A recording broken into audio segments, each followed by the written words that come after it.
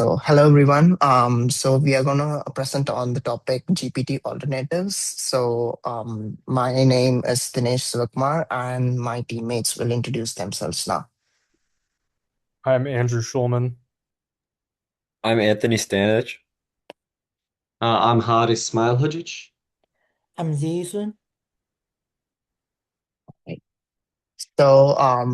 As we all know, like OpenAI GPT is not only the LLM right now in the market. We have like lots of other large language models that are in the market right now, and as like in biology, it's like a Cambrian explosion of language models. It's it's a very rapidly evolving field, and also each of the model use transformer architecture, but they differ in each of the ways that they are like they're restructured and also like how they are built. So it depends on like various factors. So it also depends on like how the model is trained on the data. That's also like an important factor for each of the LLM.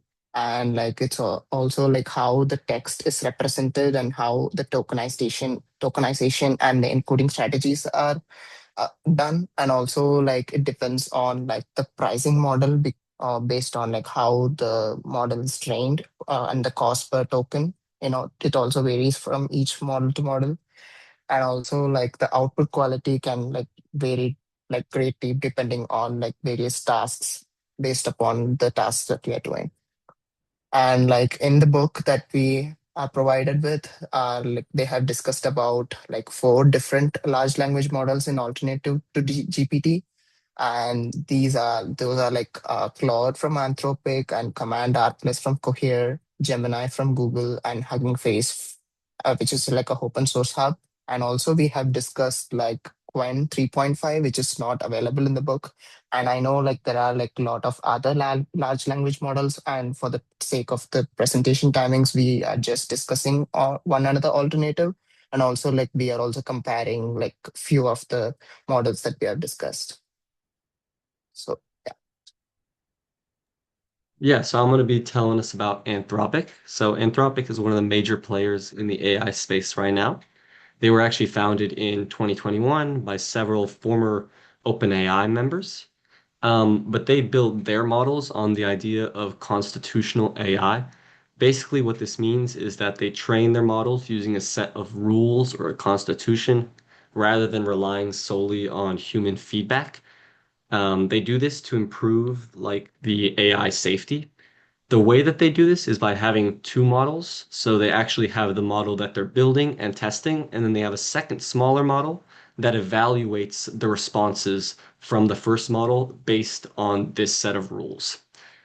So as I briefly mentioned above, they focus on AI safety, also enterprise reliability, and long context processing. So the context of a model is basically how much, how many tokens it can have in its window or in a prompt that it can pull from and remember from before it may start to decrease in its accuracy. And then now I'm going to talk about their flagship language model, which is named Claude. Okay, so Claude is one of the most popular LLMs available right now. It's also really easy to use. So to get started, you just visit Anthropic's website, and then in the top right corner, there's a Try Claude button.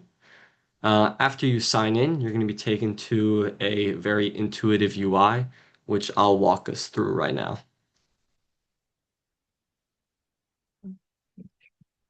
Okay, perfect. So this is the Claude UI landing page. Here we can see the text box. This is where you can chat with Claude. You can put in your prompts. And then here below that, there is a section to choose which model you want to use.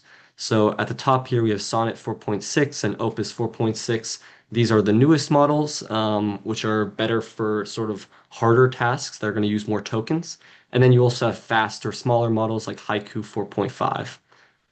Next, I'm going to show us some of the connectors and plugins that Claude has. So here we can see that Claude can actually connect to a lot of different applications, and it can help you use those applications by pulling and pushing from them. So we have Figma, we have PayPal, Stripe, Supabase. It just lets Claude connect to a lot of various things. A similar thing here with the plugins. You can play around with these, and they basically just let Claude do more functionality. Okay, so there's also a second way to access Claude, which is not through the web, and it's through a Python library. So to do this, you need to first get your Claude access key. So you can do that by visiting this website. It's very fast. And then you have to install the Anthropic Python library with this pip command. And then here I have a quick example of how you might write some code that's going to use this Python and actually prompt Claude. So here, if we look at number one, defining the parameters, you have to pass in your Anthropic access key and also the prompt that you're going to give the model. And then number two here, this is configuring your access key. So you're actually giving it to Anthropic servers. And then on number three here, you can choose which model you want to use. You can set like a max token limit for this prompt, and then you can actually pass in the prompt that you want Claude to answer. And then number four here, it just prints whatever Claude's response is to that prompt that you gave. Okay, so I also included some of the newest developments here from Anthropic. So their newest model here is Claude Sonnet 4.6. This one's really impressive. It has a 1 million token context window, which is one of the largest up there with Gemini. They're also developing a new model called Claude Mythos that there's a lot of good things that people are saying about it. Um, Next, a new feature that they released is called computer use. This is a pretty big deal. It basically lets Claude have access to your entire computer as if you had someone sitting at your keyboard. So it really expands Claude's capabilities and lets it do things more autonomously.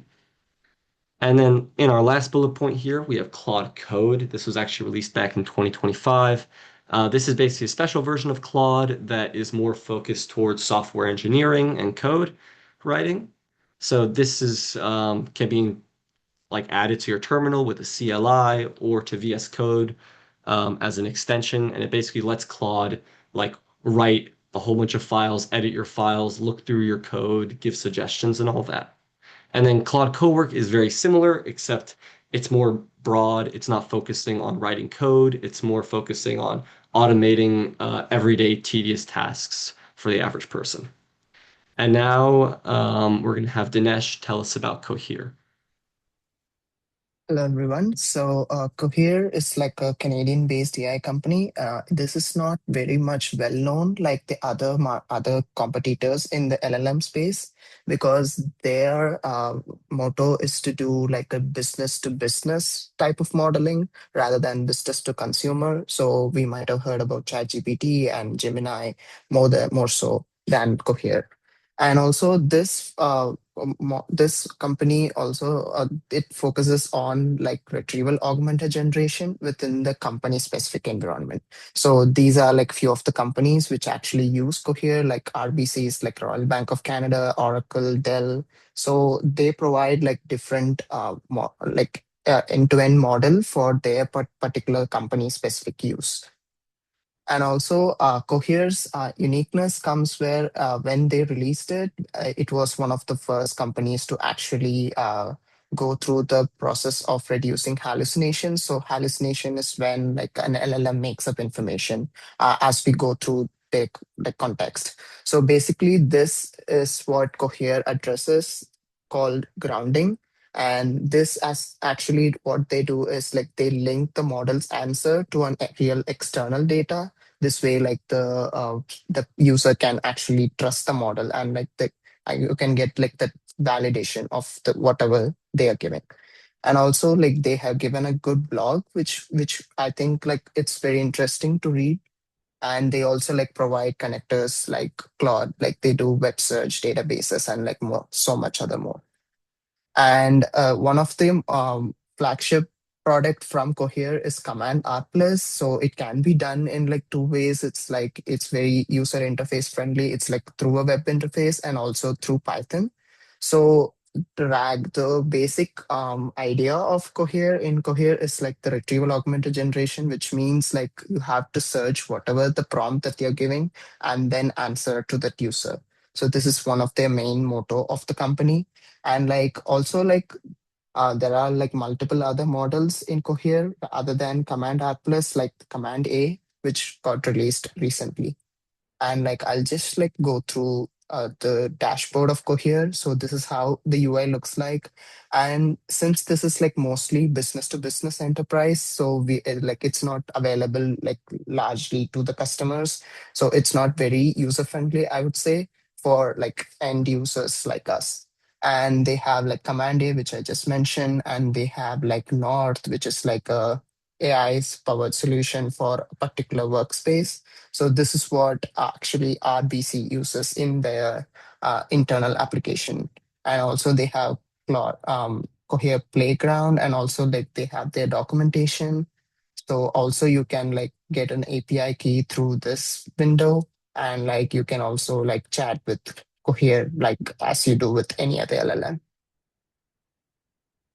And then as like Claude, you can also do it through Python. So also one of the very important aspects that they said about hallucination is actually given here. So basically it says where the particular data is actually fetched from. So this is actually done. They were like a pioneer in this particular information, and like this is how Cohere works. And like now we'll hear from Andrew about Gemini. Thanks, Dinesh. Gemini is Google's flagship model family. Google is a company that needs no introduction, and they, of course, have developed a handful of other smaller models as well, such as Gemma and Notebook LLM. But Gemini is their most well known, that they use to highlight their AI section. And Google actually pioneered the transformer architecture, which is the foundation that is used by virtually every modern LLM in the market right now, which was pretty interesting to learn from the textbook. So chatting with Gemini is pretty simple and straightforward. So similar to Claude and Cohere, you can just go to gemini.com and chat with the UI as shown below. After you sign up with an account, you can just enter your prompt or upload a file. So after you enter your prompt or you upload your file, you send it to Gemini and it'll generate the answer. And as you chat with Gemini, you can keep referencing your images or files as you go. And something that's interesting about Gemini is that it integrates with the entire Google ecosystem. So if you needed to search through all of your old Gmail and find something that you lost from a while ago, it can help you with that. It could also access your calendar and help you manage all of your meetings and such. And then you can also access it through Python. Using this simple pip install command in your terminal, you can install the Gemini library. And then you go to the link shown right there to get your access key. It's very simple. You click it on the bottom left where underneath where it says key, and you can get the entire access key and copy and paste it into whichever environment you're coding in. And then a few more simple steps, very similar to the other models that we've seen before. You define your input parameters, which are your API key and your prompt for Gemini to answer. And then you configure the API key, which is just giving the key to Google servers. And then Gemini generates its answer and prints it out. And then this command here at the bottom is just a simple command you can use to test your implementation in the terminal. The three dots is what you replace that with your access key, and you can ask it whatever question you like. And I just chose what is the meaning of life for an example. And so as soon as you enter that in your terminal, it should generate an answer for you. So yeah, pretty simple. Now Anthony will tell us about Hugging Face. Thanks, Andrew. Yeah, so getting to the next platform we're going to discuss today is Hugging Face. So this isn't a large language model. It's more of a large community hub for free open source AI models. It currently has over 2.7 million models and is growing every day. What's interesting about this platform is that most are community models and they're not very computationally expensive and can be run locally. And an important point is that models are trained for specific tasks and aren't large general models that can do everything like Gemini or ChatGPT. So when you go on the Hugging Face and go to the model page to look for a model, this is the search UI, and I find it very helpful because there are many preset options to filter specific tasks you want to complete, the libraries you want to use, or the apps you want to use, and many more options to help you find the best model for your job. And then once you select a model, a very information heavy page appears that gives a detailed overview of the model, including relevant research papers, implementation instructions, and many more features like the data it was trained on. And also, this isn't on every model, but some allow you to test the model straight from Hugging Face using an inference provider. And then that information, it just varies from model to model. It's not the same on everyone. To implement a Hugging Face model in Python, as an example, we're going to use the Roberto model by Cardiff University. This model excels in sentiment classification for text. And again, it's a smaller model and is specialized for sentiment classification. It's not generic. To begin library installation, type in pip install transformers and pip install torch into your terminal. This will download the Hugging Face transformers library and the PyTorch library, which are necessary for that model. To actually access the model from Python, we can use the pipeline function from the transformers library. And then in the argument for the pipeline function, we just put in the model URL, which can be copy and pasted from the search bar on your browser. To execute the model, just give it some text to classify. For this example, I used "this movie was really awful." And then in Python, I just use a mini example here with the same text I just mentioned, and the output was it got labeled as negative with a score of 0.9413. So this experiment was successful. A major point for Hugging Face is that no access keys are needed like the other models discussed. We can run this model locally, like all other models on Hugging Face. And again, Hugging Face specializes in smaller, specifically designed models that can do just as well as large generalized models for the task that they are developed for. These models may take slightly more effort to set up, but they require much less computational power while still offering great results. Okay, so far my teammates has introduced Gemini and clouds. Now I would like to make a comparison from four aspects. The first aspect is core position. So cloud is enterprise grade security compliance general purpose LLM with industry leading long text processing, focusing on high reliability and low hallucinations. And Gemini is a native full scenario AI model, focusing on multimodal fusion and cloud integration deployments and state-of-the-art reasoning performance. Second is the core advantage for the data mining. Gemini is industry-leading long text support. It is up to 2 million tokens per turn, and it's extremely low hallucination rate with higher accuracy. And Gemini is a native full model architecture with top-tier fusion mining capability, state-of-art mathematical reasoning, statistically modeling, and code generation capabilities. And it also could be deployed or I would say and cloud integration. The second aspect is the cost and accessibility. This is pretty crucial. So clouds is $3 per million token inputs and $15 per million output tokens. And there's no open source version, so you could only access this model through the official APIs or any third-party APIs. And Gemini has lower cost. So it's only cost $0.5 per million input tokens and 1.5 per million output tokens. And it provides open source lightweight version like GPT Nanos. So anyone wants to use could be deployed either on the server or on their own computer. And it is deeply integrated with the Google ecosystems. The last is their limits.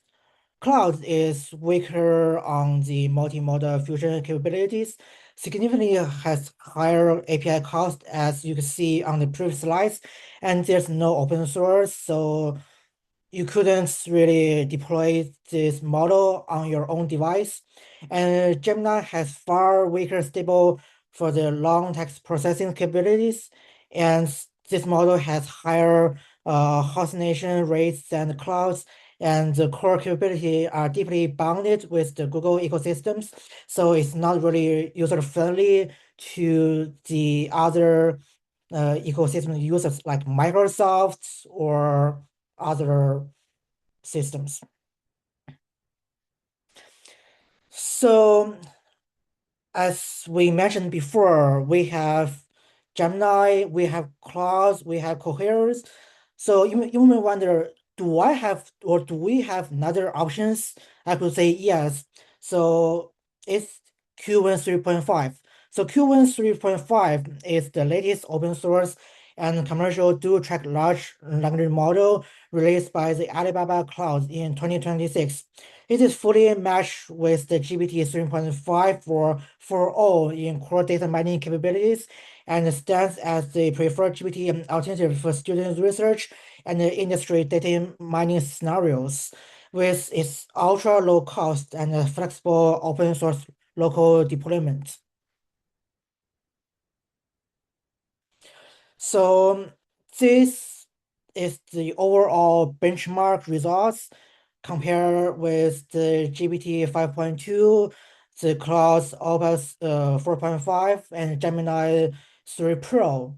You could see some on some tasks, Q1 3.5 has higher score, and some Q1 3.5 has almost equally score with GPT 5.2 or Gemini 3 Pro. So it's pretty is a very good competitor with those two models.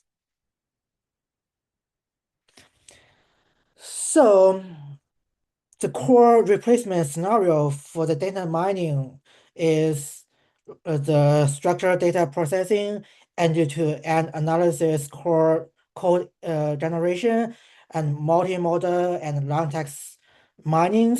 So it's pretty user-friendly, or it's really good to use if you want to do anything related to the data mining. So besides those big key features, I would like to introduce a pretty unique feature that is really attractive to most of developers. That is Q1 3.5 provides variety kind of size models. So some is pretty large and some is pretty lightweighted. So if you want to deploy a model on your own computer and your computer is not high performance, but you want to get a high performance model, Q1 3.5 lightweighted version is a pretty good choice. And besides the 3.5, other series like Q1 3, they have models for the code generation, for the text to speech or TTS, for the ASR. So each one could find their unique model to their task. So Q1 3.5 is pretty attractive and it's a good competitor to the Gemini 3 Pro or GPT 5.2. To wrap everything up, ChatGPT is very powerful, but it may not always be the best choice for your use case. With the explosion of LLMs in the market over the past 2 years, it means you can always find a model that's optimized for your exact use case, your exact budget, and your deployment needs. Um, Key takeaways from all of the different models we've talked about here today. If you're looking for safety and accuracy and long-term context reliability, then Claude might be a better choice for you. If you are very high on enterprise RAG pipelines and low hallucination, then Cohere might be a good choice. If you need multimodal input or a Google ecosystem integration, then Gemini is a good choice for you. If you have a very specific task and you're looking for a lightweight model that you can run for free locally, then Hugging Face has many good options. And Quinn 3.5 has a lot of cost sensitive models that are good for open source data mining workflows. So overall, there's a lot of great alternatives to ChatGPT out there today, and they all have their own advantages and their own pros and cons that might be better for your use case.